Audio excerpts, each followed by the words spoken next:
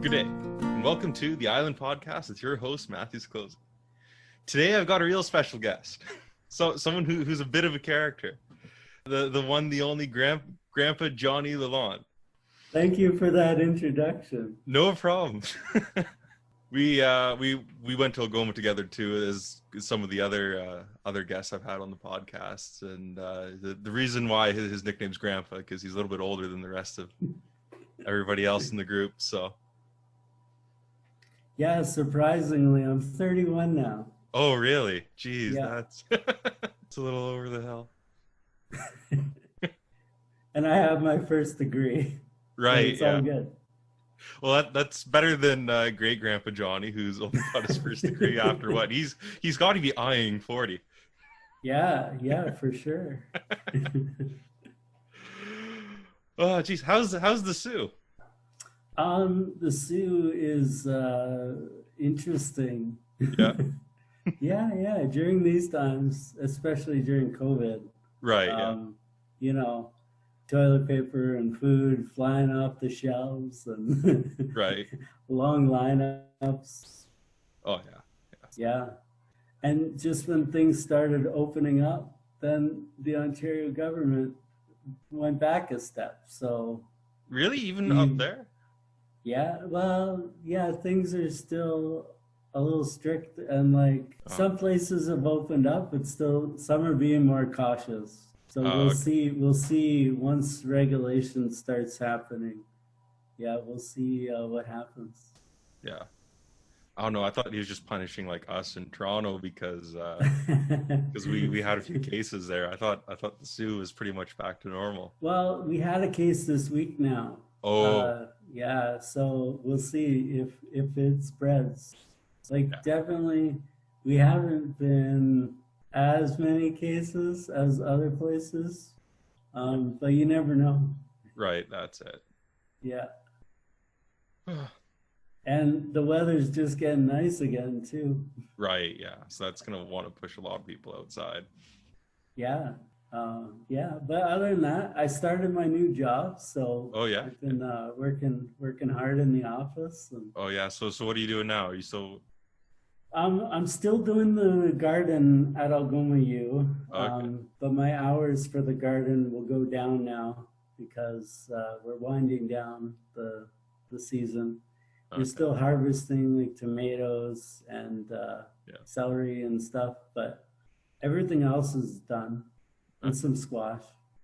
But yeah, I just got a new job actually as the bear train manager intern. The which train manager? Bear train. The bear train. Yeah, so there used to be a passenger train from the Sioux to Hearst. Right. And now they're trying to get the train up and running again. So Missinaba Cree First Nation has taken over the train, I guess, and I'm helping to develop this initiative. Oh, nice. Yeah. Well, that's real good. So hopefully I could be on the news and radio more often. Oh yeah. Telling this will be a good practice for me. Yeah. Well, you've done like stuff like this before for like OSU and that, no? I did actually. I have done some interviews for like a newspaper and things. I haven't been on TV in a while. I was actually in the news when I was in high school.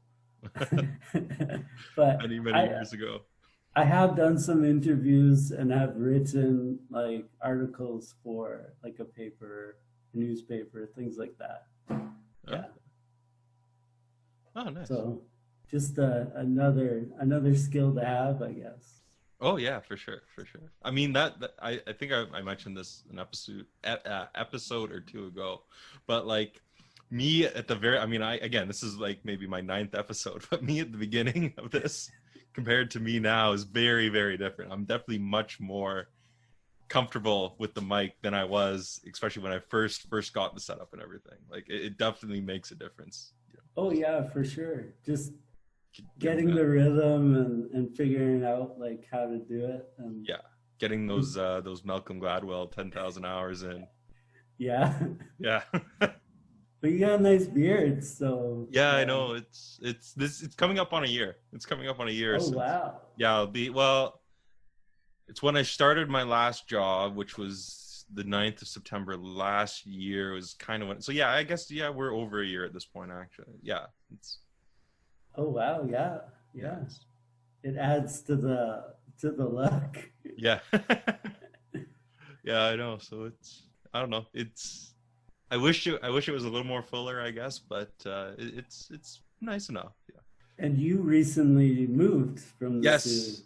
Yes. So yeah, I guess if you don't know, I've said it a few times, but I'm in Ottawa. I'm not in the Sioux anymore. So it's getting came out here to find work, and it's quite the change. Oh yeah, it is. It's you know what is like right around now is where I'm getting a little bit homesick, or a little bit. I miss the Sioux. I know I did when I went to England on exchange. I thought, oh, I'm never gonna miss this place. I can't wait to get out of here. I'm not gonna miss anything about it. But it's like my first week. It's like, oh, geez, I could go for this or I could go for that. Like, I could. Well, out in the country really sticks to you. Right? Does. Yeah. That's it. I do miss a little bit of that too. not that I could, especially afford a place right now out in the country, but that's immaterial. I actually have been to Ottawa. Yeah. I strongly believe that like every Canadian should at least see their capital city like once in their lifetime. Oh yeah, it's a great city. I mean, there's a reason why I came here out of like other places I could have gone. I don't know about like administrative districts to me they're just that like there's more interesting cities that aren't administrative districts, in my opinion. Yeah. But definitely the architecture, and there is a culture there that has developed for sure. So right, yeah. So I don't know. I definitely like the feel of this more so than I do of other certain cities, that are in Southern Ontario that well, have quite a large Ottawa's smaller. Oh yeah, for sure. Yeah. For sure. It's definitely smaller. It's a little more cozy, a little more quaint. It's a little more, I don't know. I feel like it has a little more character to it than other certain cities, below the French River. For sure. Yeah. Have you met the Prime Minister yet? No, I haven't. Me and Jared, we took a drive one of my first weeks here, and we went around Sussex Drive, but no, we never caught sight of JT. Oh yeah. I did meet him. Well, not meet him, but I saw him from afar. Oh, okay. Yeah. Through a sniper scope, or? Well, it was at a Wii event, which now. Oh yeah. So that's what you're all caught up in. That's why you had to get a new job. The student unions and politics. Yeah. It's heavy. Some money stuff. Changing hands there. Caught up, your name's on some lists. I did volunteer with some friends and went to Ottawa for a Wii event. Okay. Which was quite interesting in itself. But understanding the organization and now like recent events. Right. Yeah. It's pretty controversial. Yeah. Oh, geez. Yeah. That's. I feel bad for you now. You've got your. Yeah. You're all wrapped up in that. I tarnished my reputation. Yeah, that sterling reputation is gone. names are synonymous with some, some big treacherous people out there like Nixon's plumbers or Roger Stone. I might still have a photo of Justin Trudeau on my phone. Like Oh, I was pretty far away on the other side of the stadium, right, yeah, but I zoomed right in and took a photo and circled circled Justin. So I'll have to find that. yeah, yeah. Maybe put it on Facebook or something. Yeah. Oh yeah, that's neat. That's Yeah, yeah. I find politicians to be quite interesting people. well. I mean, this is the thing: is that like, is to be a politician, especially like in the modern era, is like there has to be almost something wrong with you to want to do it, to have that ego to think like, yes, I know better than everybody else on how to. Yeah, yeah. Because, like, I've always thought this, like, the people who should be politicians, they're smarter than that and they know better. I mean, So the ones who become politicians, yeah. they shouldn't be. To bring in like a terrible Game of Thrones reference, like you want your perfect politician would be a Jon Snow. You'd want like the guy, I don't want it, who is legitimately supposedly trying to do it for the actual benefit of the people. Yeah, yeah, And for sure.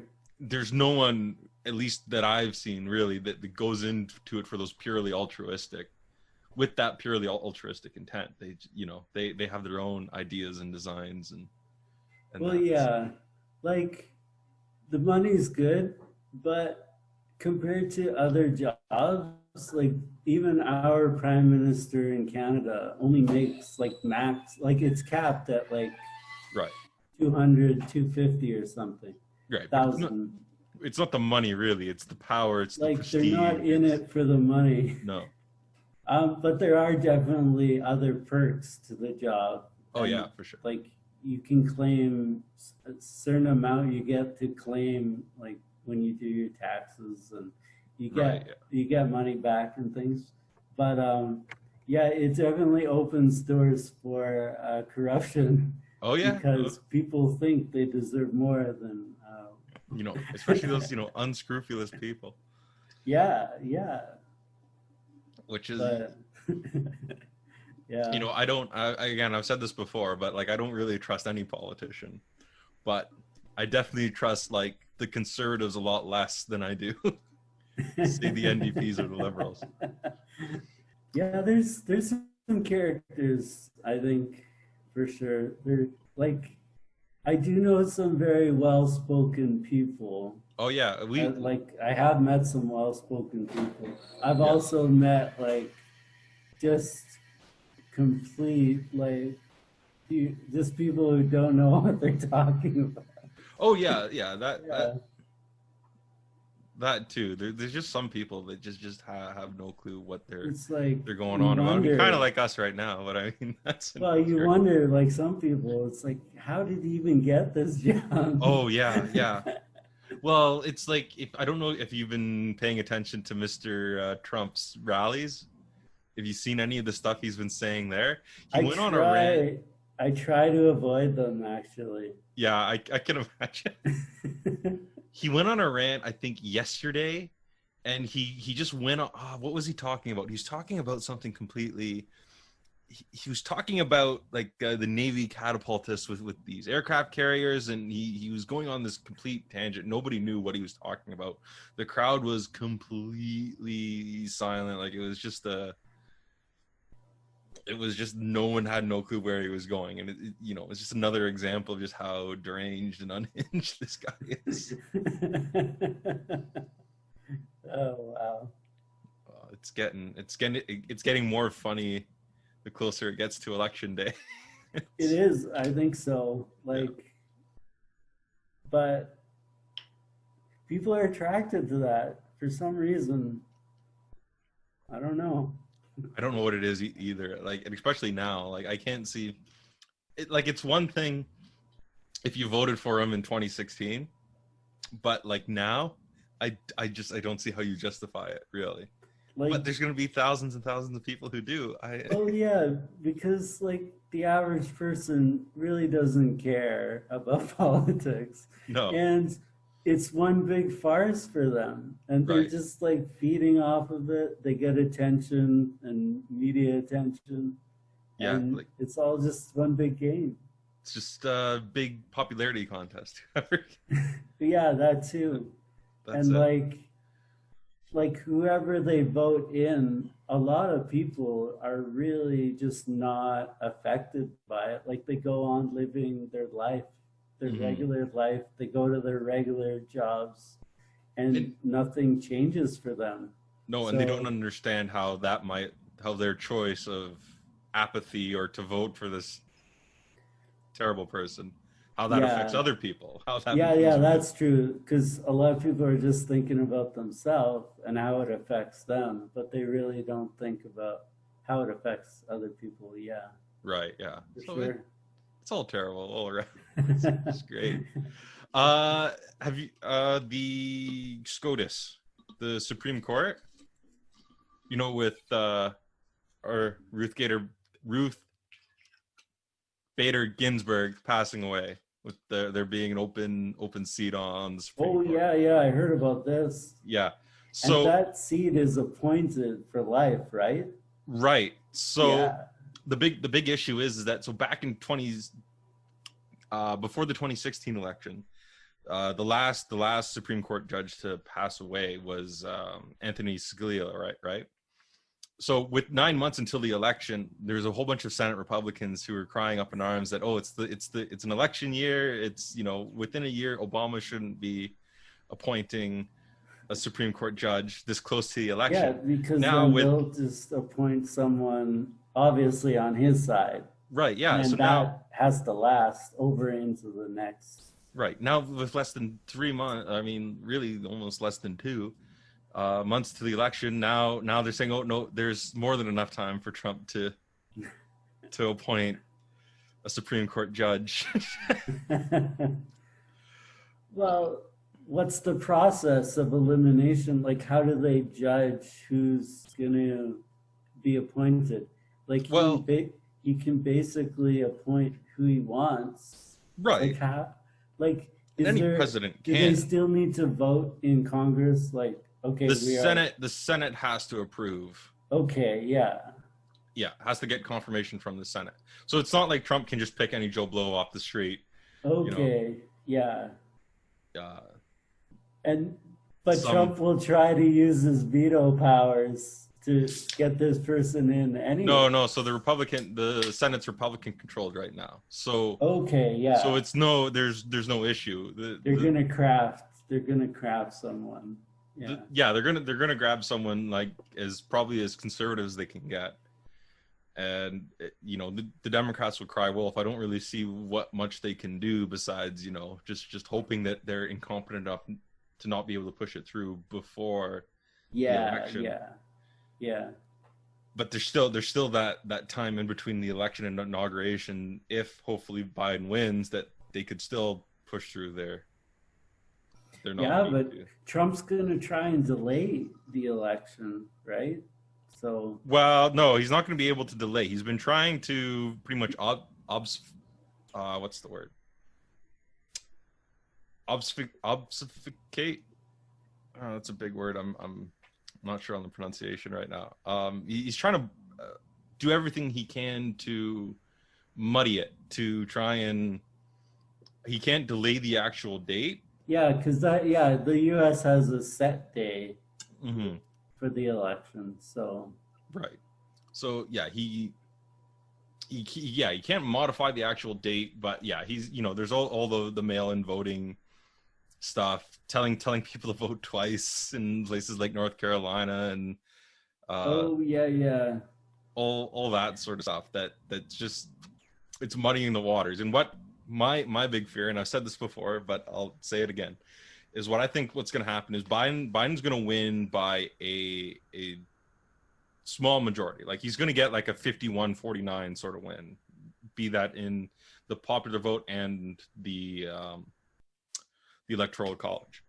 And then Trump's going to cry from November to January that it was a rigged election, that there was foul play at work, that it was like all these nasty things were happening. And then my big fear is that when it comes to January 20th, that he's not going to leave the White House, that he's going to stay in there. He's either going to use force to stay in there, or they're going to use force to try and remove him. Yeah, that's just That'll like ignite a any civil war. other dictator that has ever existed. Yeah.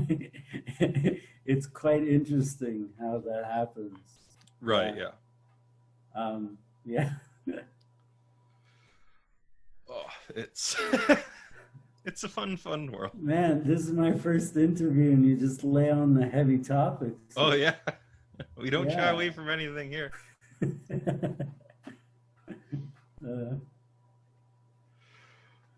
Yeah. Other than that, like everything else has been good. Like I do keep up with the news, but not as well as I should.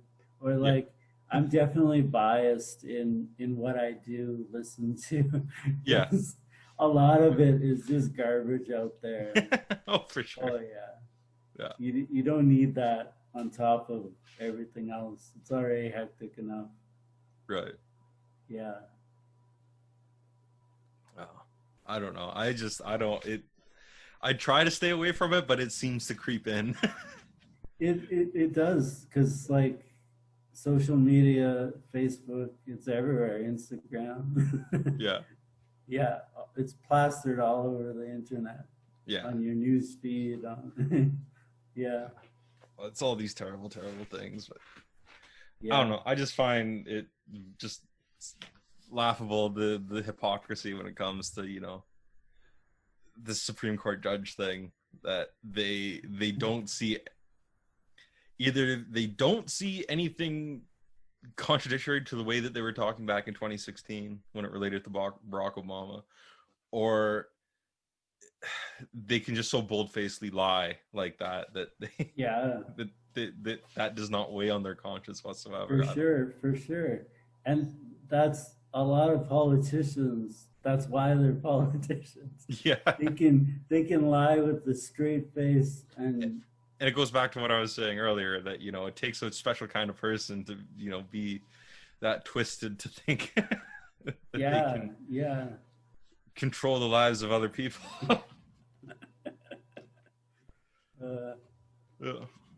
Well, definitely in our friend group, we do have some strong supporters from both sides. Yeah. Me and Johnny are part of a group chat that has some. It has a rainbow of political beliefs, let's say. That's what keeps things lively, for sure. Oh yeah, sure. Because if everyone was just robots, just parroted out opinions, that would be boring. And just just be a circle jerk.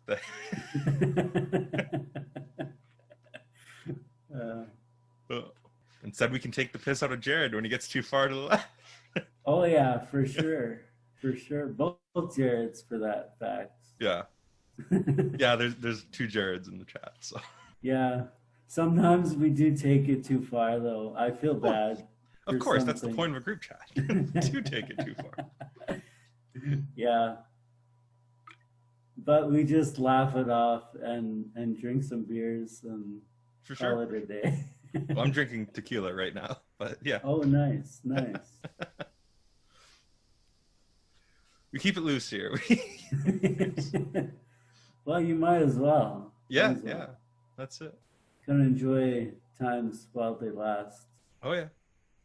Because soon it's gonna be cold. Yeah, that's it. Winter's coming. As it does in the Northern Hemisphere. Yeah. All too often. Yeah. This is actually going to be my first winter, probably not in, I don't know, this is going to be, when I was in England, I did experience most of winter there, which was absolutely nothing compared to what we get here. But here in Ottawa, this will probably be like my first winter in Canada, not in the Sioux. Oh, yeah. Yeah, that's going to be. And like it does get colder in the interior, so Yeah. like even the canal freezes over and you can go skating on it. Yeah. Yeah. That'll be interesting. So that will be you and Jared's winter activity, Oh yeah, yeah. We'll just go like or or BFFs. or skiing in the park or something. Yeah. We can hold hands too and have a great old time.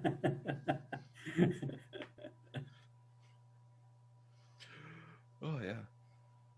No, it's just that I'm used to like having winters on the Great Lakes, I guess, where it's just a shit ton of snow all the time. Yeah, it's all wet and heavy and yeah, Yeah. cloudy, windy.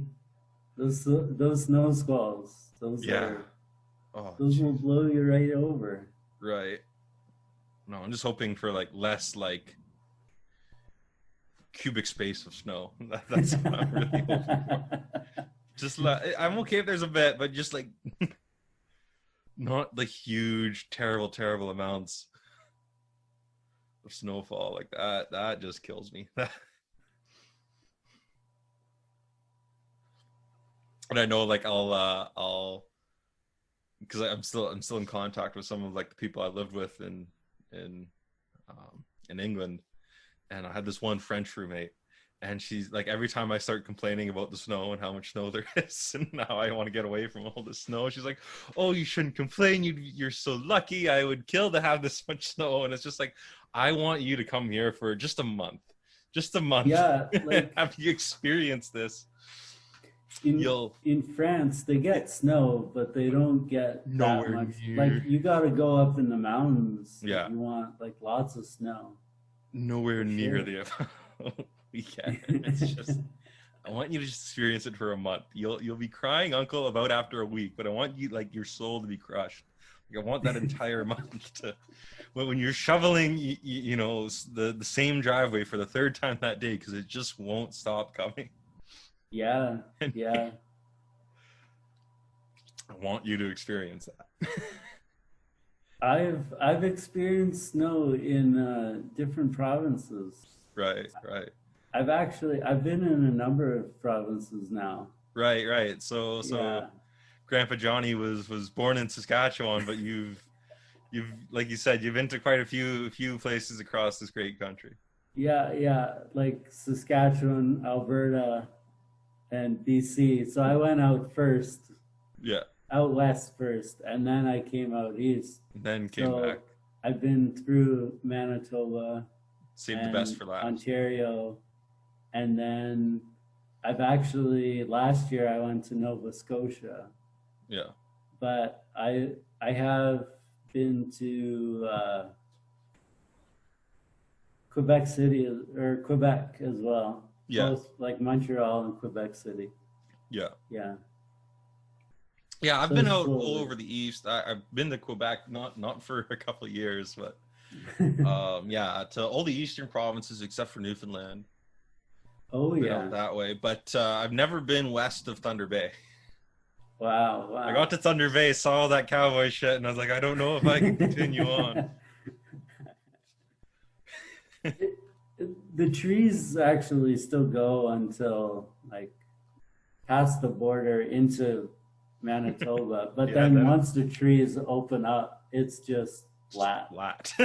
Yeah, and it's like a distinct like cutoff. Like you're in the bush, you Yeah, drive out of the bush, and you're on prairie. yeah. It's quite the change, drastic change. Oh yeah. No curve whatsoever. No, it's just straight. Completely flat.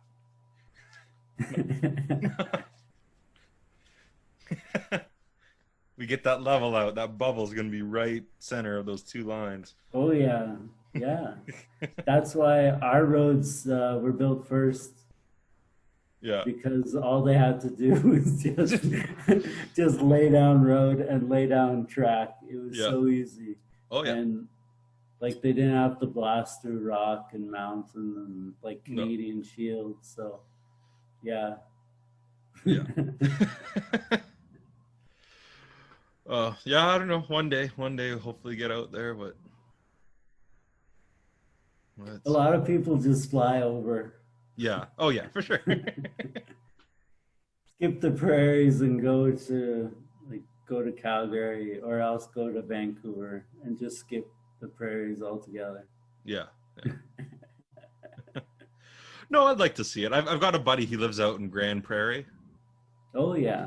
Yeah, he was actually on the podcast a few episodes ago, and Oh, nice. yeah, Andrew. So yeah, I don't know. I'd like to make it out there one day. We'll see. Maybe after the COVID's died down a lot more. Yeah, for sure. These are unpredictable times. Oh yeah, yeah, that's it. It's strange, very strange. But still, like Thanksgiving's coming up, Yeah. and then it's going to be Christmas before you know it. And Yeah. there's still opportunity to gather. Oh yeah. Oh yeah, for sure. Just masks and socially distance. Yeah. Yeah. Have to use tongs to give people their Christmas presents. Gonna be baskets of hand sanitizer and Lysol wipes and all that. It's I don't think Christmas has ever been canceled in Canada. No. I know during the war, during the war, there was still Christmas. Oh yeah. But yeah, Joe Biden wants to take away your Christmas. if he takes away Christmas, he's gone. No more Christmas. No more. Well, I did this again. I did this bad thing if I watched the RNC when it was going on. It was it was all these speeches, on the one hand, they were praising Trump for shit that he never did.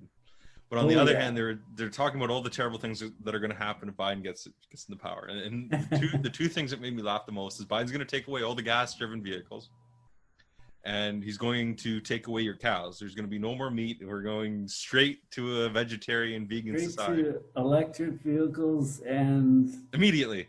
We're going to take all the cars. We're going to push them into one landfill in New Mexico, and no meat, like they did after the video game crash in the late '80s. And we're going to put them all in a big hole, bury them. They were never here. Everyone's going to drive a smart car. That's all electric. Fantastic. And the electric car has been around for many years now. Yeah. And it hasn't taken off because... Not like that. Well, no, there hasn't been a reliable one. And if I could get Jared in here, he would tell you all the ins and outs about that. So, I would be surprised if that actually happened. Yeah. And no one can take away my steaks. I don't think. Yeah, that's not going to happen, especially not within our lifetimes. I don't think. But no, they were right out to lunch on that. I hope they didn't sincerely believe. No, I think that would cause some riots. Yeah, well, this is it. Is that saying everything's at such a high tension that the Texans, they want to drive their big trucks. Oh yeah. No, I think they should be safe for now. Yeah. But not just your Texans, all those Middle Americans from. Oh yeah, just out Iowa to. All the farm country, yeah. Yeah, Arizona. They got their big gas guzzling trucks and their shotguns in the back. So yeah. I would not confront them anytime soon. Yeah, no, geez. Especially the Yanks. Geez, I wouldn't even trust them to shoot. They would shoot you as a warning. No.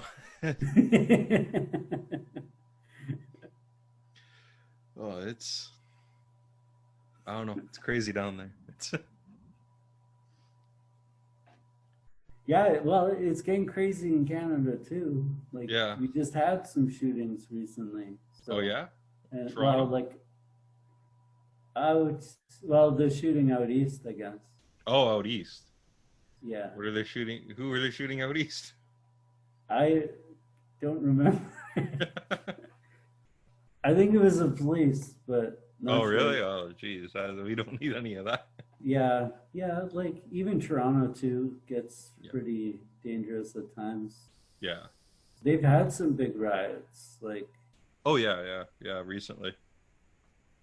even like the what is it, the G7 or the Oh, yeah. Well, that was more in the past. Those riot. Oh, well, that was what, 2008? it's been some time. The Yeah. G7 riots. That was back a while. Yeah. And then all the other cities have just rioted over hockey games.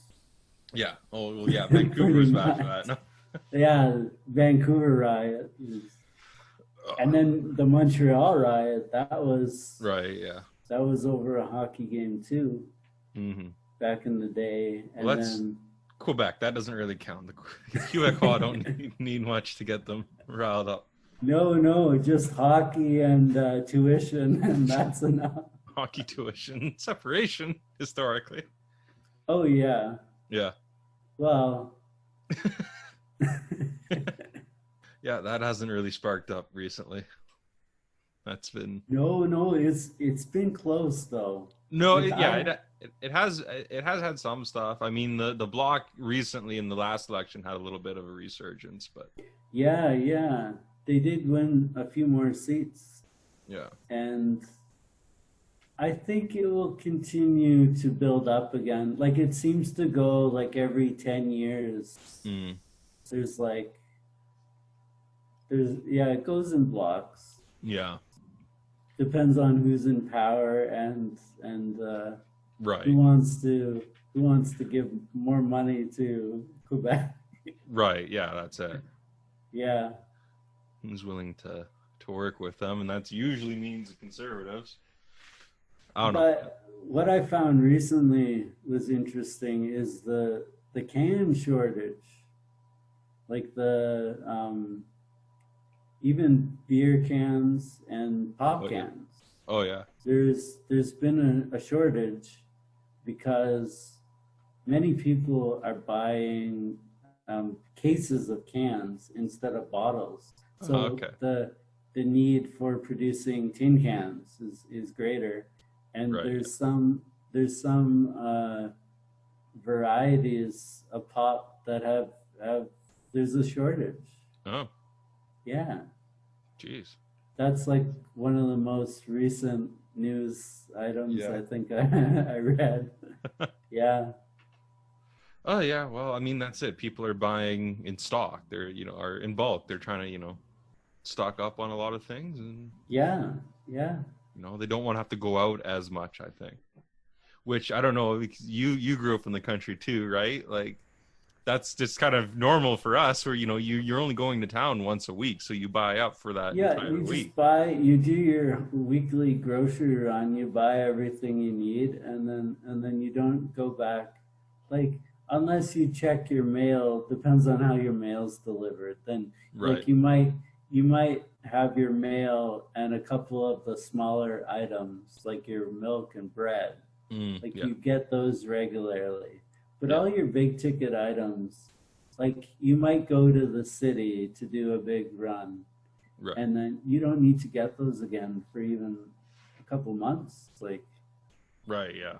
yeah, just things have changed, and like So, yeah. There's a lot more people doing that. They're getting big box stores, and Yeah.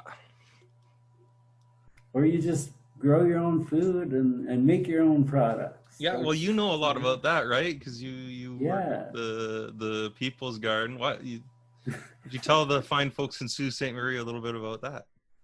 Yeah. So just grow your own vegetables, and then you don't gotta go to the store and buy it. Right.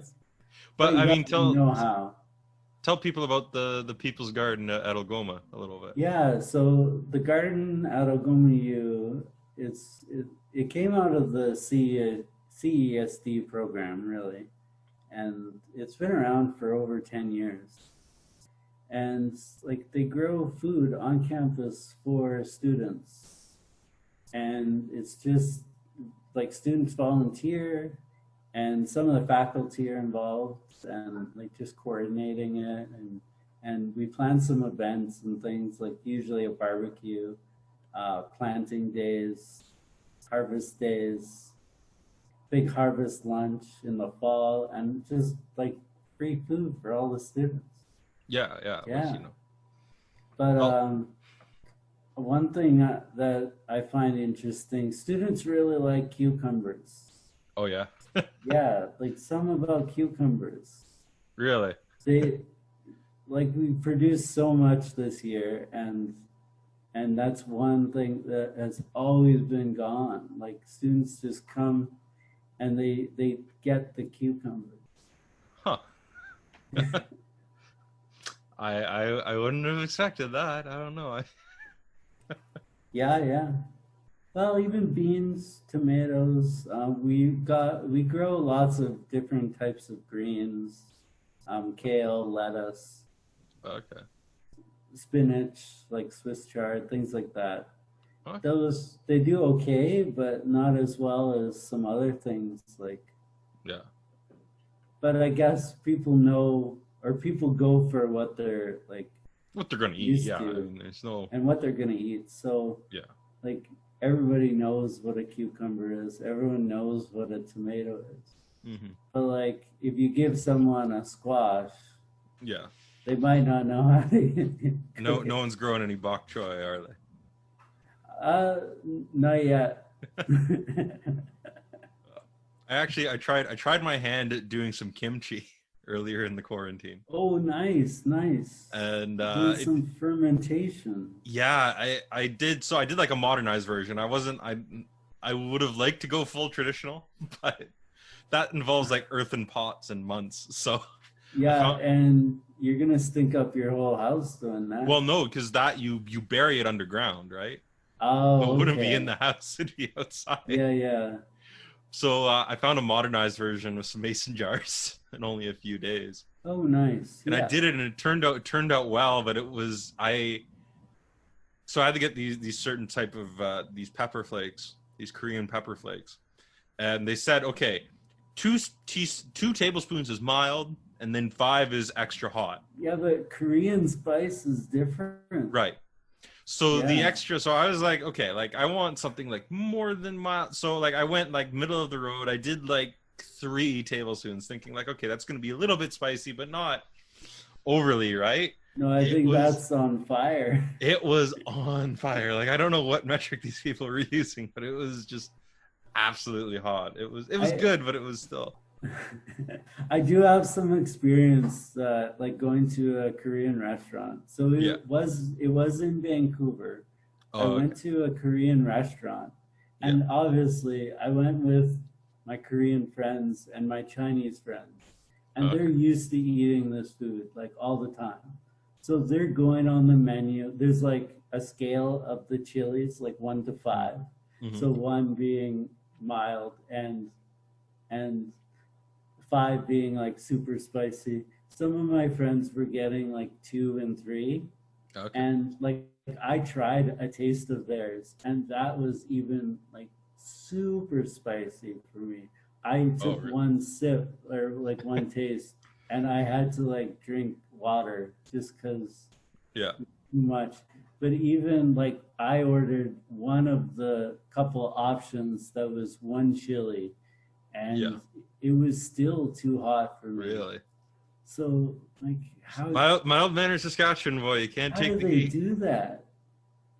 Yeah, like I can take like chilies or like jalapenos and like Mexican food that Yeah. can be sometimes spicy, but like that's a whole new level.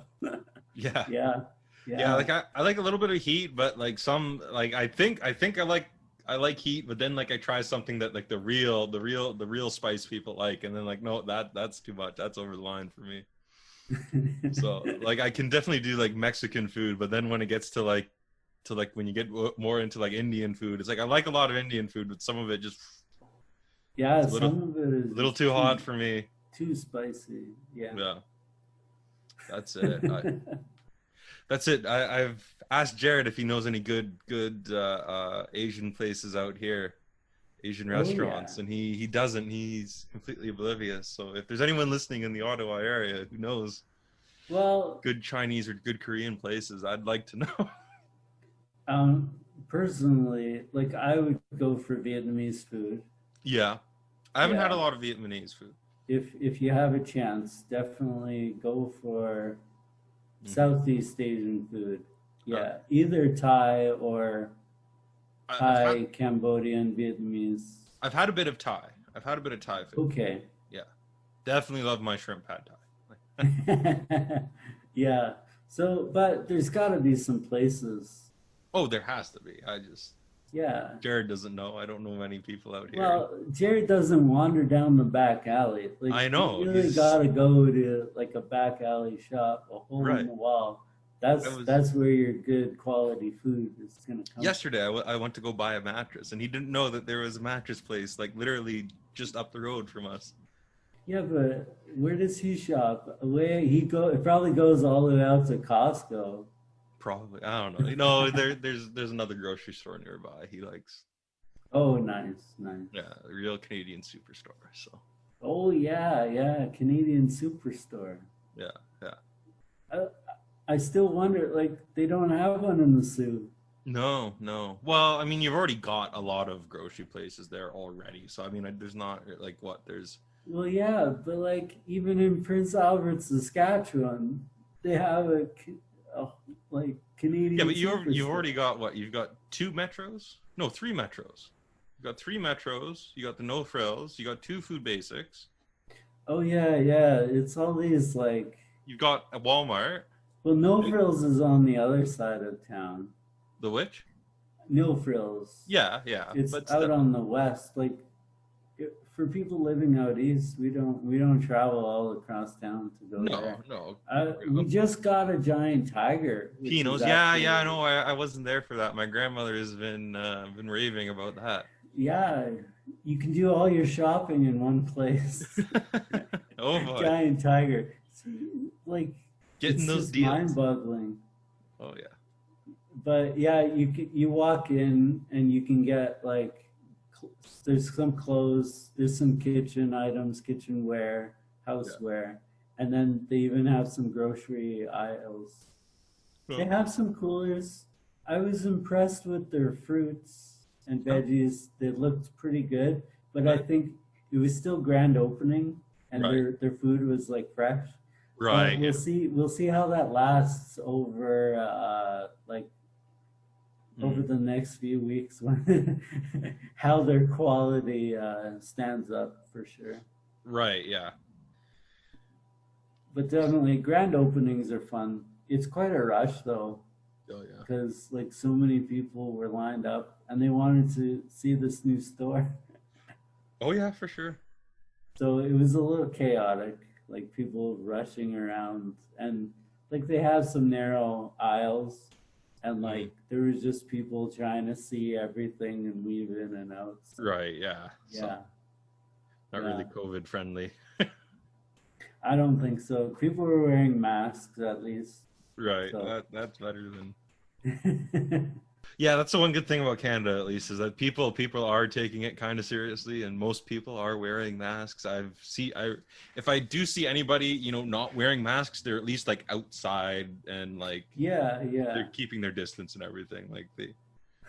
I haven't Even seen. walking down the sidewalk, like people don't pass, like they'll actually like spread Right. out Yeah. a bit so there's more room, even on the sidewalk. Yeah. Right. Yeah. Like there's. I have yet to see either in the Sioux or in Ottawa like anybody like really defiantly anti-mask. It might, There have been a couple protesters in the Sioux. There was I do know about that. I the actually. article in Sioux Today, and they had their lawn chairs and like Right. pickets. And, I know some of the people involved with that. but I haven't seen them personally, so I take that as a blessing. it's kind of just a mockery, and obviously they wanted to get attention, and they Right. made it in the news, right? So like Mm, that's what they were going for. But right. I think these same people they're at like every demonstration and every protest. Like Yeah. it's like they live for it or something. Yeah, well, they're of that mindset that, it's like, again, like that American diehard Trump fan mindset. Like, Oh yeah, don't think you yeah. can turn them away from it. So it's a shame, but it is what it is. Well, this has been a pretty good chat. Oh yeah, yeah. Catching up, yeah, Grand. finding out what's new. Yeah. Oh. Who knew? Who knew that Matt Ciclosi would be a host of a great talk show? Yeah, this is it. Well, things happen. This is I've had this thought for a while, and Yeah, COVID. and it's the perfect time to do it. Yeah, COVID just kind of gave me the time and to sit down and actually figure out that, well, all I need really is this, that, and the other, and Yeah. looked into it a little bit more. Okay, I just it wasn't hard. Like, anybody, if I can do this, just about anybody can do this. Anybody's really thinking about doing their own podcast. I've done it so far, and I've made out pretty good, I think. And Nice. hope to keep this going, and we'll see where things go. We'll see how. So it goes. yeah. Maybe I could be I could be a guest on your show again one day. You can come back anytime you want. I will tell you what I do want to do, and this will be kind of a little bit meta, I guess, or inside, people thinking. I do want to do I do want to do podcasts with multiple guests. Oh yeah. So I definitely do have one in mind, and I'm going cheap. So I have a couple buddies. My buddy from Alberta and his cousin, we're good pals. So I'm thinking of doing, with the three of us, we'll do one. That's the first multi-person one I want to do.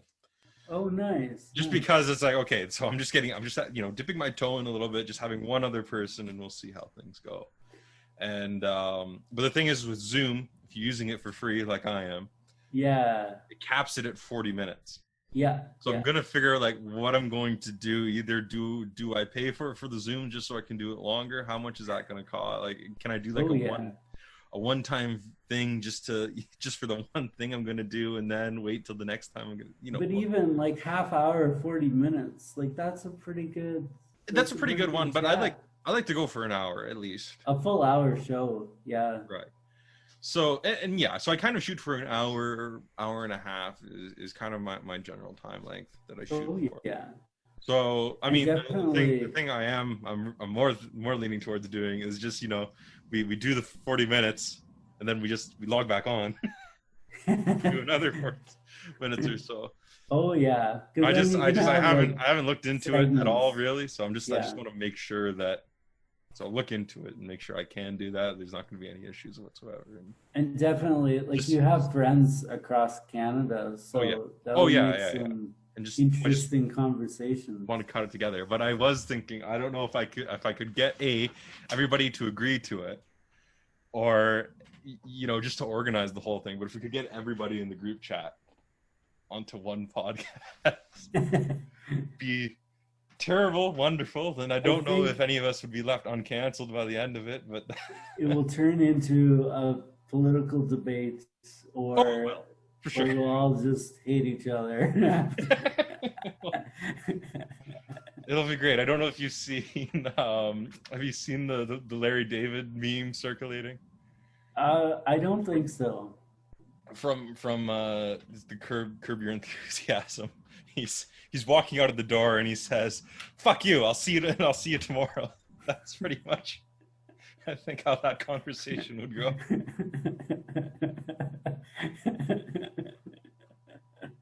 Oh yeah. Well, after a few drinks in the fellows, I think that's the other thing. They'll line up pretty good. Have some liquid lubrication. Yeah. Keep things going. So that's what I have plans. And the other thing I guess I'll unload too, that I'm also planning on I've got a revamped Patreon. Like, my Patreon's been an entire mess. So if anybody's wondering why I haven't really said anything for the last few episodes, is that I'm I'm thinking and wondering and trying to fix my Patreon that I have for the podcast. What I'm going Oh, to I do and see. what I'm going to offer and all that. Just some things have fallen through. Some things I don't have motivation to do, and it's an entire mess right now. Oh And I'm yeah. thinking on what I can do to fix that. And then the other thing, what I want to do is for the episodes that I do have, I want to put these on YouTube, and I'm just trying to think because I don't really have a good video editor. I don't have a good video editing software. I'm not a good video editor myself. I've gotten fairly good at audio, but video I have trouble with. And Yeah, it's the timing. Like I even right, tried making a video this summer, like yeah, uh, a pickling demonstration actually, oh yeah, and just like cutting it and like splicing it all together. It's actually very time consuming. right, yeah. So I want to try and do like I want to put the podcast up on YouTube, but do with just like a synth wave over the audio. And Oh yeah. yeah, so I just haven't gotten around to doing that. But yeah, so those are the great big plans I have pertaining particularly to the podcast right now. So Oh we'll see nice. how that all goes. But It will keep you busy for sure. oh yeah, it's definitely It's it's a good hobby, I think. Like I have my brother does a podcast oh and yeah, I have a couple of other friends who have like done like podcasts and little like talk shows just for fun, for yeah, amusement and oh you yeah. know, they don't have like huge viewership, but No, like not like us, right? Like well no, we we're going viral. yeah, I know we've got the big Yeah. numbers here, boy. So But yeah, you know, just a good pastime and you know, just fun. yeah, yeah. Oh yeah. No, it's a great. I like it. I like doing it. So well, for the time being, we'll continue on. I still want to know about your flag My in flag. What do you want to yeah. know about it? Well, New California Republic. Yeah. So So for those of you who you obviously can't see, I've got a flag on my wall now. like I have seen it before. Yeah. Do you not Yeah. know? We were talking about this in the group chat.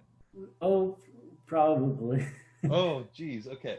So for those of you who haven't been keeping up on the latest gaming news, Xbox, Microsoft just bought Bethesda and ZeniMax Entertainment and all their subsidiaries. So that's been I ordered this a while before that, but it's a flag of the new California Republic from the early Fallouts and obviously Fallout New Vegas. And I Okay. wanted something for my wall. I didn't have anything for my new room, and I was looking for flags. I thought about a real world flag, but there's nothing I really kind of like. Oh, I definitely want that on my wall. And then I saw the new California Republic flag. I I thought that to looked pretty be cool. honest, like state flags or like province flags, Yeah. provincial flags, or territorial flags are way more interesting than our national flags. Well, Like yeah, they have a little bit more. national flags are simple for a reason because they're supposed to be easily recognizable and Yeah. identifiable. Whereas like there's more creativity that goes into like smaller territory flags. Yeah. Yeah, so that was the thing. So I was like looking at flags, and it's like, I don't really want an Ontario flag. There's no other province I'd really want either. Nothing I Well, really Northern identify with. Ontario, when they create their own province, Oh they'll yeah, have their own. I'll definitely get that flag when that happens.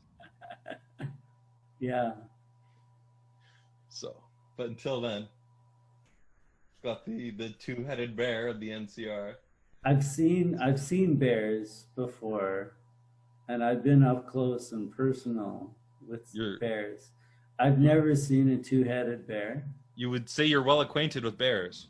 I have pet a bear, and I've walked like right up close to one, like within 10 feet, and Uh-huh.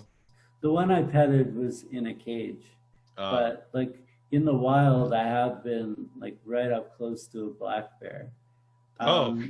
In the mountains in BC, we were in a vehicle, but I did see a grizzly.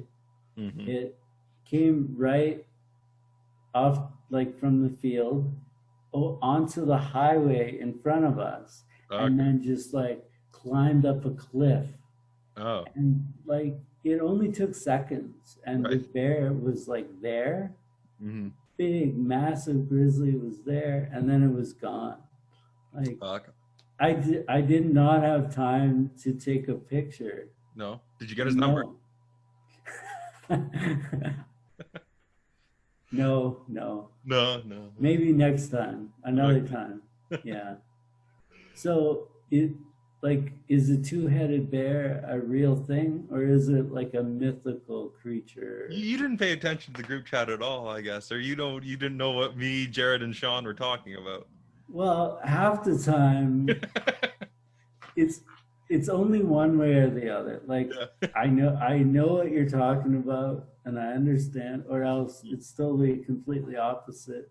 You're talking about some ancient something or other that I have nothing It's to, I don't know anything about. from a video game series where a nuclear apocalypse has happened, and a new state, a new country forms out of California, and they call themselves the Okay. California Republic. And one of the animals is what they call the Yao Guai, which is a mutant bear, not always having two heads, but the one they chose for the flag does. Has mutated to have two heads. Yeah.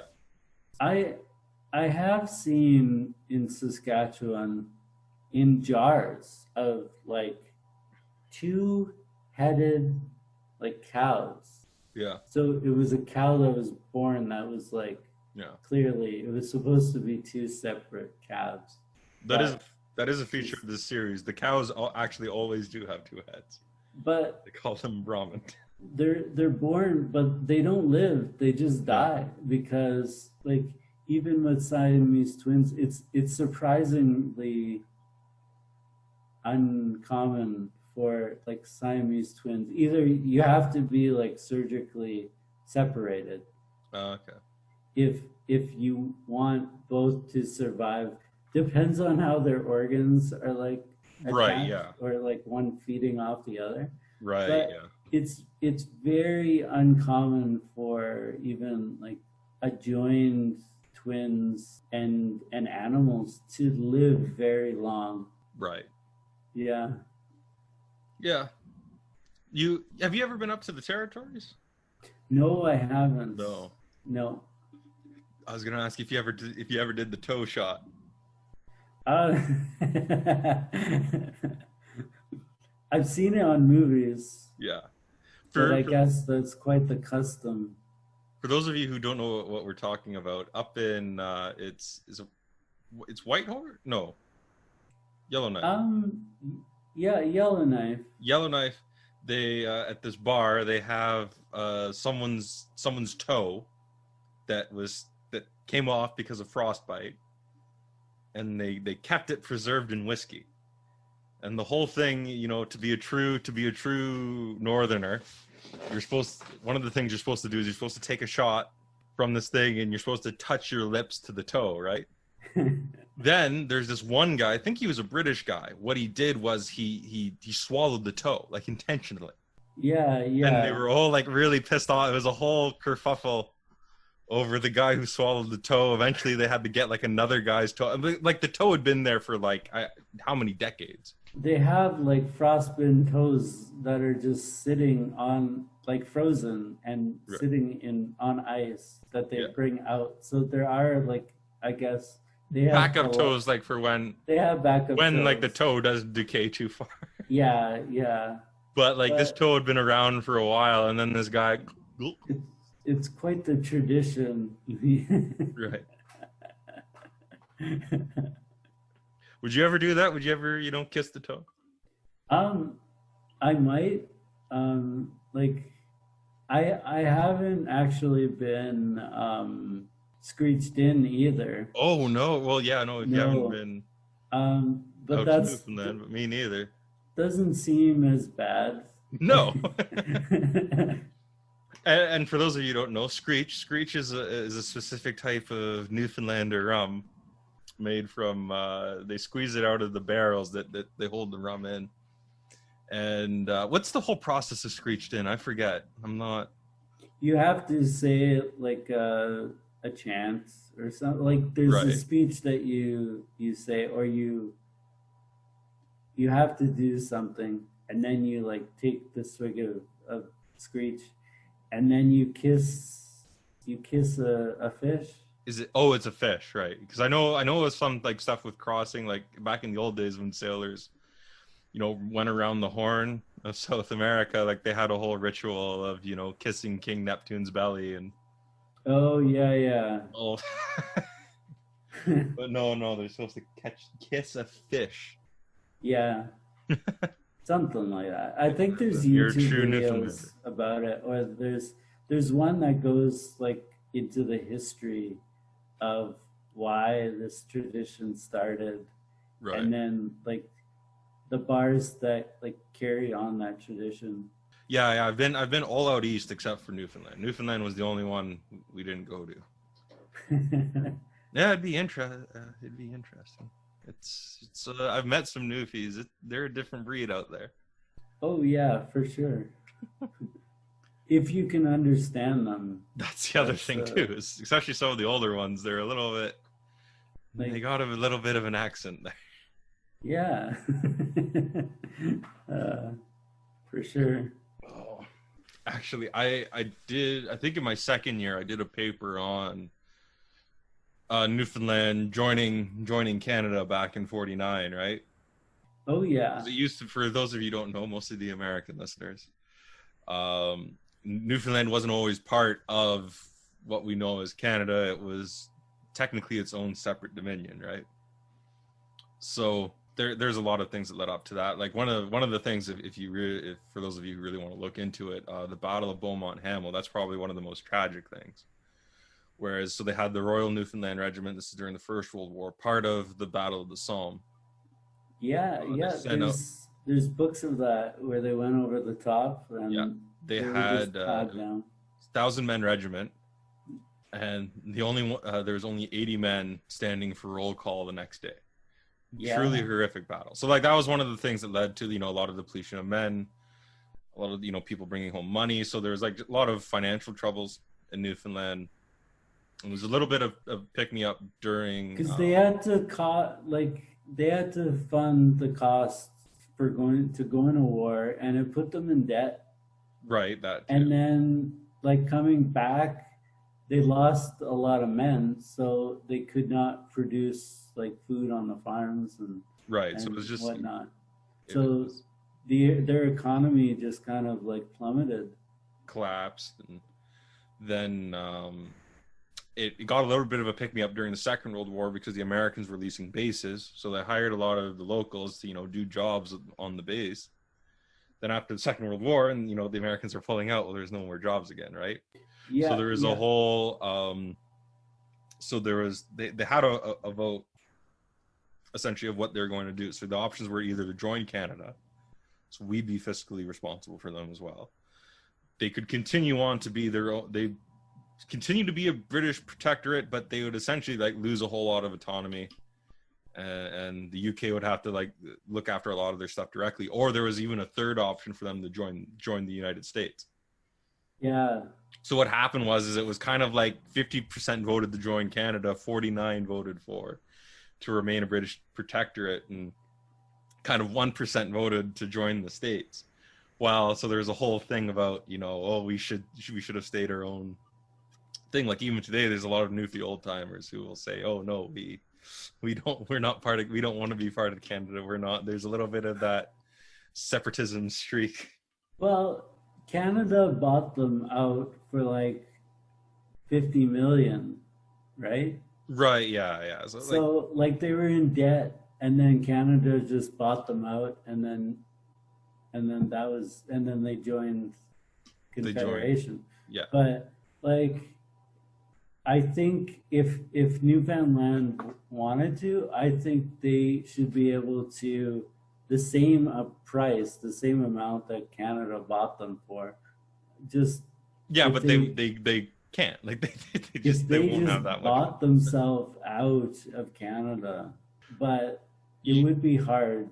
Yeah, the problem with that is that when you actually figure that cost, there's no way that any one province would be able to pay that exorbitant fee, whatever you figured that to be. Well, yeah, and like I understand why the creation of Canada like happened and like the way it happens, because there is protection like having all the provinces as one country. Right. But like there's some provinces that get a way better deal out of it than others. Yeah, and yeah, there's a multitude of factors, especially when you look at which provinces, and we all know which province is the special child who receives a lot of special attention because of certain cultural connotations. But it's not a great system, I guess, but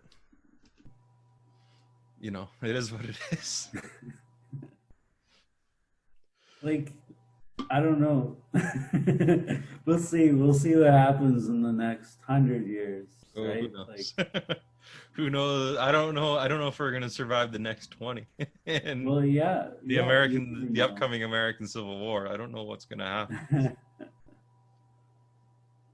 There could be like either these larger countries get split up into smaller countries, or they just amalgamate into either even bigger like bodies, I guess. We'll see. Well, yeah, and again, it gets back to like what do you think is the perfect mode of government, or like the best mode of governance? And I know. See, this is it. Like the reason I call myself a centrist is because, well, like most of my political things line up on the left. I have some things that go really right, or so much right they come back around to being left. It's weird, but like I think, and I said this a while ago to some people. I was a little. I had a few tequila, and what I said, what I think the perfect like mode of governance would be a benevolent dictator. But I say that knowing full well the chances of actually having that benevolent dictator is so far and so unobtainable that it's almost impossible. Oh yeah, for sure. That's what because I think, you know, you have that person who knows what needs to be done, has the power and authority to get it done, and won't sit around. You know, it isn't being impeded by anything. I think that's just the best and most efficient way to get things done. Now the problem is that, you know, there is issues that come with that. You know, obtaining that is not easy as I have just said it. And, you know, then you do have the problem that people don't feel like they have a voice, though that wishy-washy. yeah People wanting a say in how they're governed and all that stuff. So, you know, it is, I say that knowing full well the issues with it, but that is how I feel. I don't know about you. I'll keep my political views out of this conversation. Oh, really? Yeah. I'll save you the trouble. True comrade, is that what you're saying?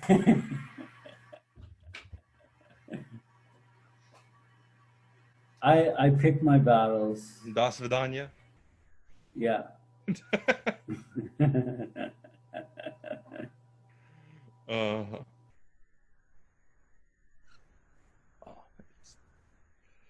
Oh no, that's just how I see things. That's how, I don't know. I think what was it? If you looked at what's that one guy? Barber's his last name. I think he came up with the thing that, you know, the what the best form of governance would be is if you broke up everything into like one giant like supranational body where, you know, you would have, you know, essentially say the UN is Yeah. the world leader, but then you would have like these kind of autonomous like states, you know, made up of, you know, so many thousands of people. That would be so like, you know, essentially like, even though there's like essentially one world government, but there's, you know, there's these autonomous states of, you know, say 30 million people is Oh one, yeah. 30 million people is another, and Huh. that's it. That's interesting. Yeah. Like that's essentially what the UN is striving for is Yes and no. Like they're still like keeping like the problem with the UN is that they have real no, they when it don't comes have down any to legitimacy at all. no authority, no real. See, the thing is with all these other states and countries, they have authority because they have these things called armies and big sticks that they can. Yeah. You know, the UN doesn't really have that doesn't really have that authority. The peacekeepers aren't that. That's not their purpose. That's not what they are. And even if that's what they were, there's no one really control. Like there's no real directional force behind it. There's no. No, like at this point they really are just an economic trading like union, really. It's Not even that really. Like they're just this kind of this clubhouse essentially. You know? clubhouse of It's a clubhouse where, you know, they all idealistic. gather around the talk and all that, but it's Yeah. there's nothing behind a lot of, you know, the resolutions they pass, nothing to enforce it. And the problem is if there was something behind it to enforce it, it'd be viewed as tyrannical. So Yeah, yeah.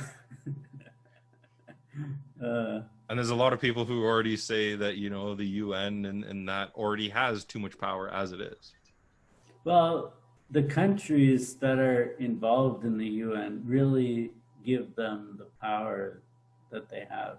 Right. Like, because those countries have armies and can back them up on Right.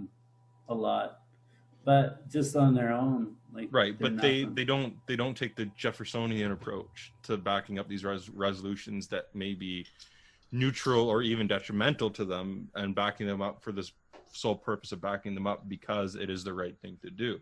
They only back the resolutions and stuff that pertain to them and what is beneficial to them. Yeah, because they're acting in their own self-interest, which may be rational, but it's not also what's best for the world at large. Yeah. Like, so, like each country is really like just looking out for themselves. Right. And a country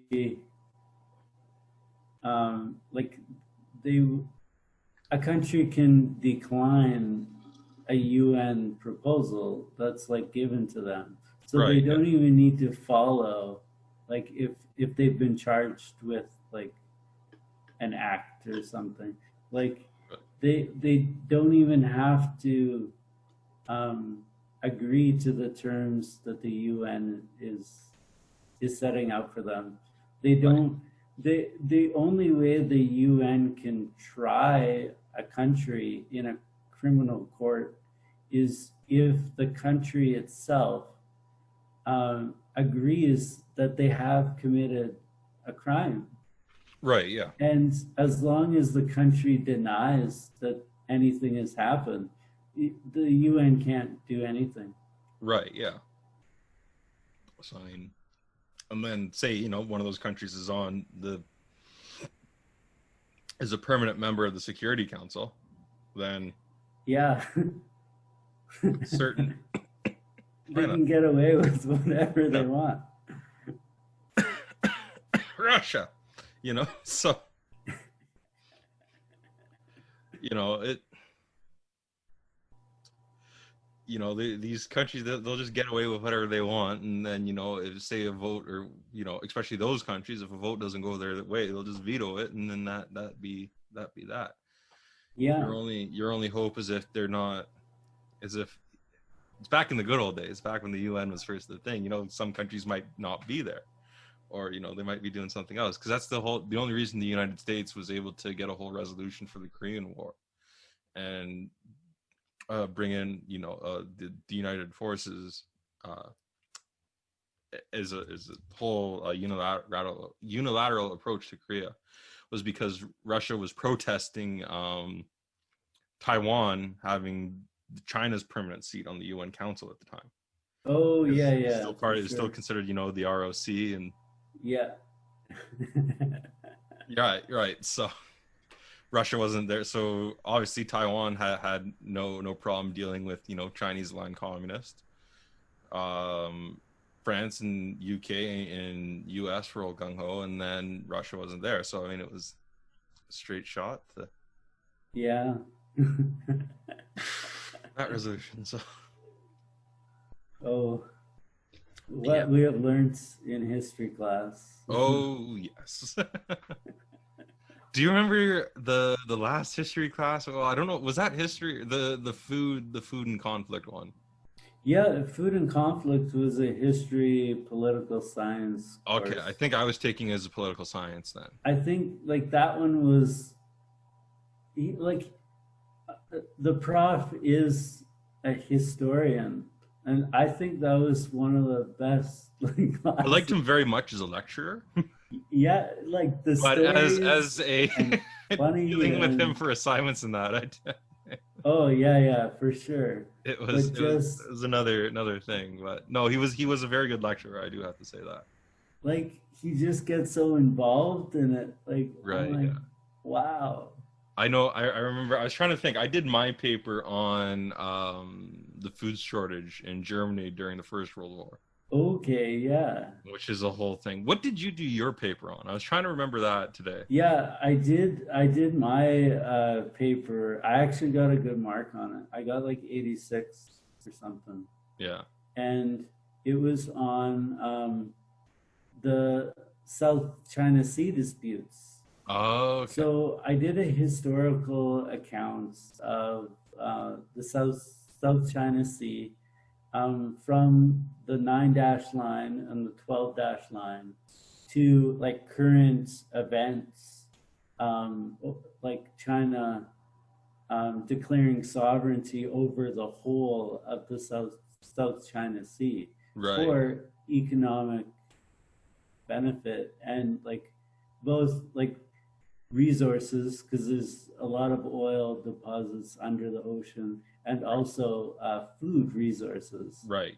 Okay. So I touched on a bit of that, and like the one main thing is like China needs to feed over 1 billion people, right? Like 1.4 billion people, and the main cause of the South China Sea disputes is over food, and over its resources. Yeah, the more not autocratic, but autarkic. I think that's how you say it. Autarky. The more they can move towards that with their food consumption is better for them. The less they have to rely on outside. Yeah, they want to secure their own food sources, and they don't want the other countries to gain access to those resources. Right. Yeah, and it's all just purely out of greed. yeah. And that's a problem. You have like so many other countries, especially, you kind of U.S. aligned countries, like specifically Taiwan. Taiwan's a big one, and the Philippines. Yeah, like being big counters to their mass nation, specifically in South China Sea. And like even in the last 10 years, like the Chinese have been growing their navy for that purpose. Right. But now also like the Philippines are growing their navy. I forget what the current numbers are. Yeah. But like China has over 140 ships. Yeah. Which is now like the states in China are like the largest navies, and like these other, like Japan is growing their navy as well, and there's also like disputes over Yeah. um like other parts of the ocean, Yeah. and it's all for the same reason. Yeah. Yeah. Vietnam as well, they're Yeah. trying to claim historical rights over certain islands, and the Philippines, Hmm. but they they go by inhabited islands. Like Right. historically, they've been inhabited by certain countries, Right. Yeah. but like where does it end? Yeah, that's it. But hasn't China also been like they've been making man-made islands essentially They have. So to they're try and assert? actually like putting soil and rocks and building up the shoals so Hmm. that they are sticking above. Because then once you form a base like an island, Yeah. then you can inhabit it and claim it. So right now, like there are a lot of shoals and reefs that are below water, Right. but at one time, like they were actually sticking up like out of water when the sea levels were like lower. So what they So do is they make these man-made islands and then claim sovereignty over them yeah, and claim so the they're 200 putting nautical little mile. outposts, like countries will stick like a little radio tower with their flag on it, and then they claim it as their own. And some of these, like they're not even big enough to actually live on. It's just as they continue to grow, like put more fill and stuff, Yeah. they could actually like form little bases. I know some islands have been sturdy enough that China's been putting like little military watch bases just Yeah. so they can have those stations. They've been putting radar, they've been putting little outposts for like navy ships. So yeah, and fishing vessels obviously to Yeah. keep them protected from foreign vessels.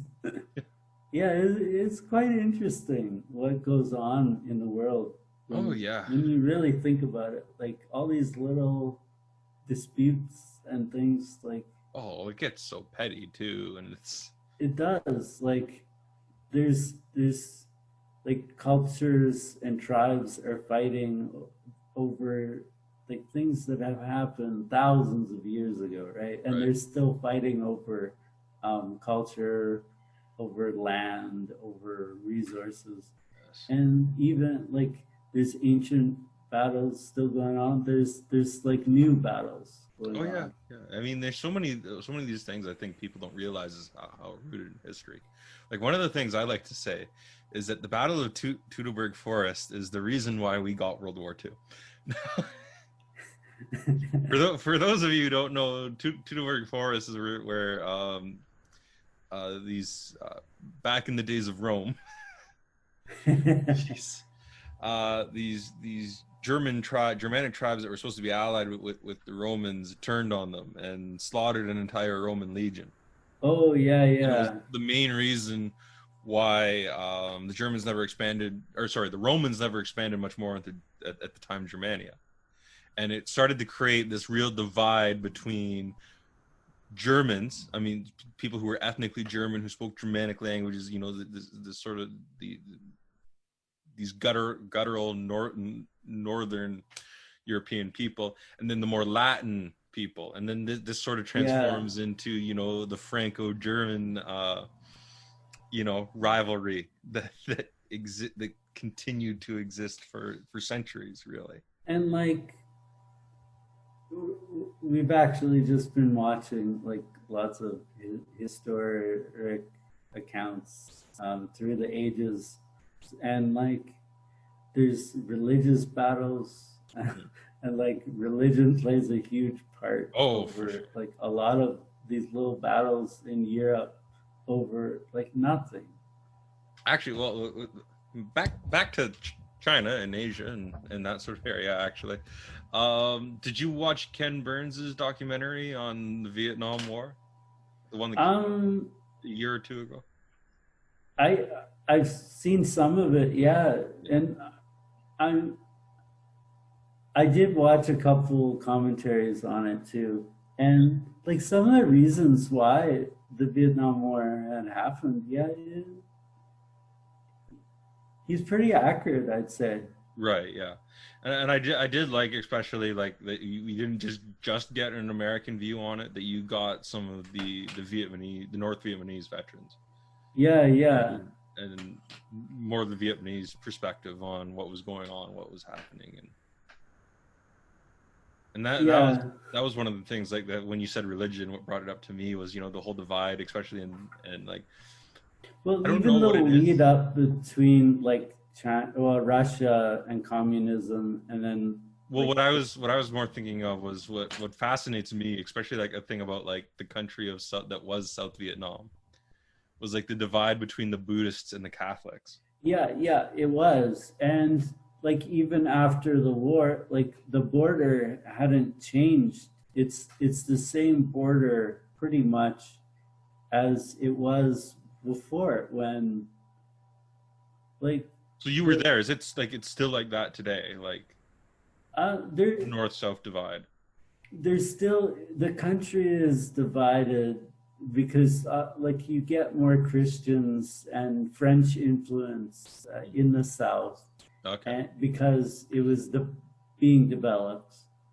Um, but now, even in the North and their beliefs, like Hanoi is being developed, like just like any large city, and they're getting in like rail now, like Okay. subways systems, Yeah. and like they're thinking about like transportation and making like rail networks across the country for passengers and for like moving freight, Okay. and like they're really developing, I'd say, even faster than some other countries at this point.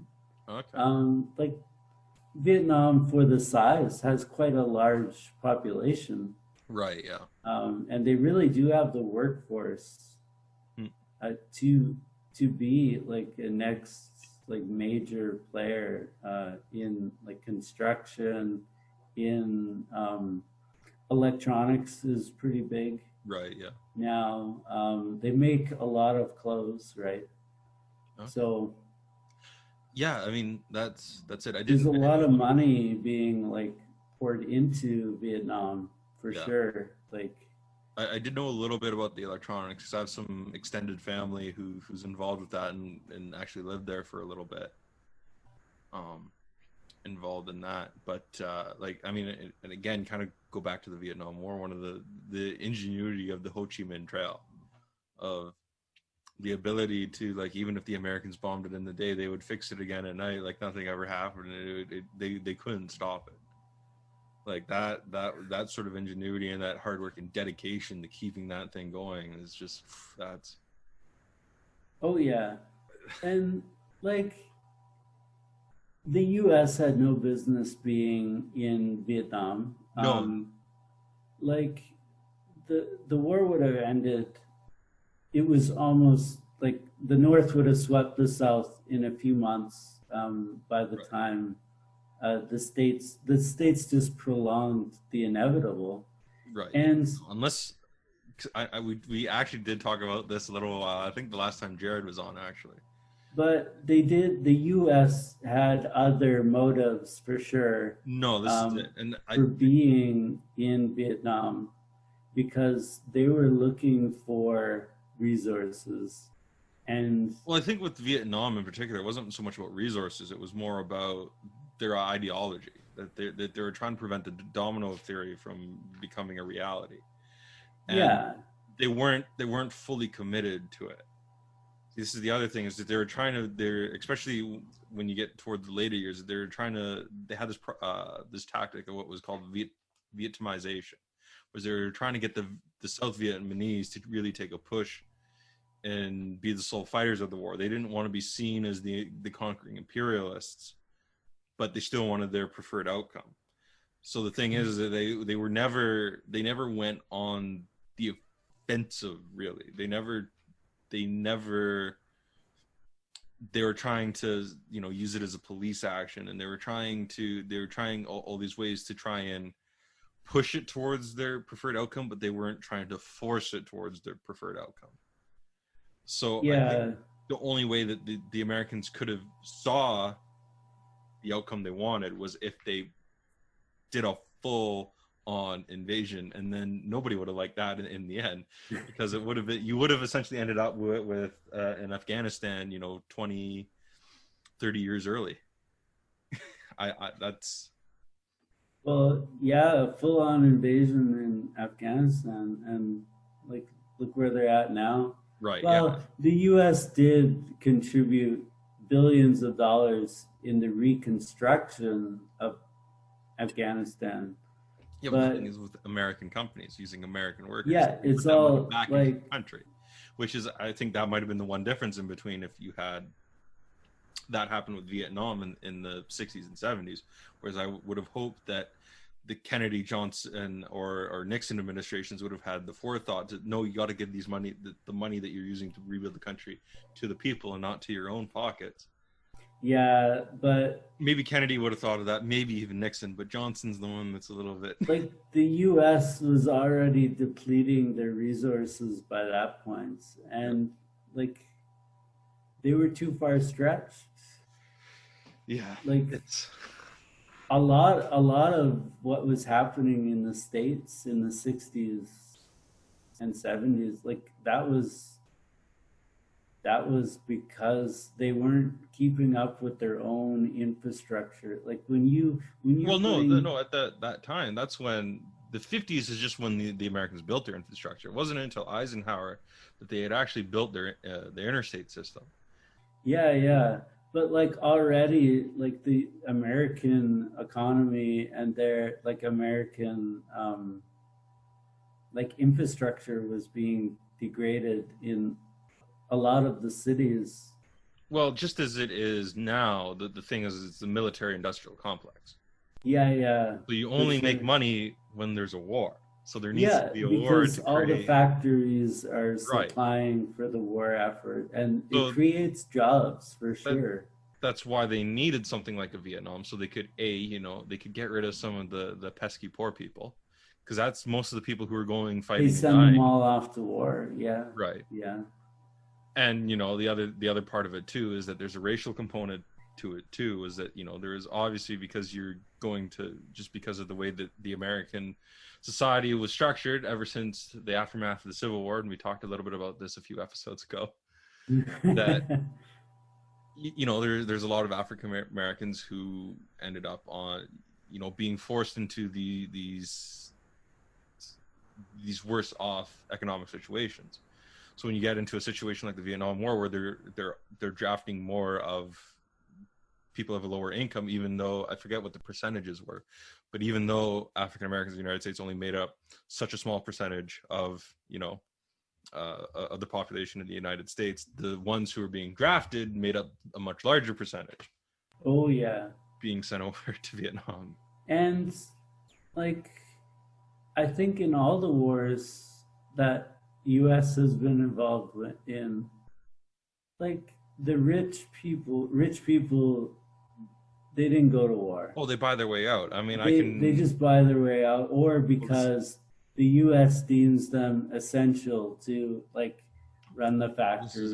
In the Civil War, you could buy your way out, so you didn't have, as long as you paid. I think it was like for 10 men, you could, you and your family wouldn't have to fight. Then it's once you become to that level of prestige and money and all that, you can get your way into West Point. So even if you do join the army, you're going into it as an officer who and you're sitting on the, like, in a bunker somewhere calling the shots, but you're not actually firing a gun. That's it. As long as you do well enough at West Point, You might be on the same continent as the combat, but yeah, for sure. From I'd probably say World War I on. Civil War. Civil War was probably like the only war where you had like those people who were at that level who actually did see combat on the front lines. Between West Point and the Virginia Military Institute. Oh yeah. It was, and there's that rivalry too. So. Well, I don't know. We covered just about everything there was to cover. Is there? For sure. Is there anything else you wanted to cover, talk about, Fluff? We gotta save some for another time. Oh, we do. That's it too. When we do the big one, that's gotta. I'm sure we won't run out of anything to talk about if we ever do that. That's good. Oh no, for sure. Our heads are so full of stuff. Shit. Yeah. It's. Well, yeah. It's been a pleasure. It really has. Okay. Well, I think that's it for this week. We'll see you guys next time. We'll see you.